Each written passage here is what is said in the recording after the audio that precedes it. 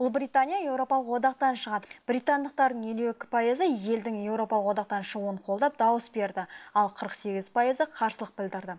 Референдумға 47 миллионға жуық халықтың 72% қатысып, өз таңдауларын жасады. Осыдан соң мемлекеттің үкімет басшысы Дэвид Кэмерон өзінің отставкаға кететінін мәлімдеді. Ол алдағы уақытта Еуропалық одақтан шығу туралы келіссөздердің басталатынын, оған Уэльс, Шотландия және Солтүстік Ирландиядағы барлық үкіметтің қатысуы керектігін айтты. Кэмеронның сөзінше, оның мұндай шешімді қабылдауы Ұлыбританияның одақ құрамында қалу туралы ұсынысты қолдауымен байланысты. Сондай-ақ Ұлыбританиядағы референдум кезінде фунт стерлингтің долларға қатысты бағамы 11%-ға дейін төмендеді. Британдық валютаның мұндай төменгі көрсеткіші соңғы рет 1985 жылы тіркелген.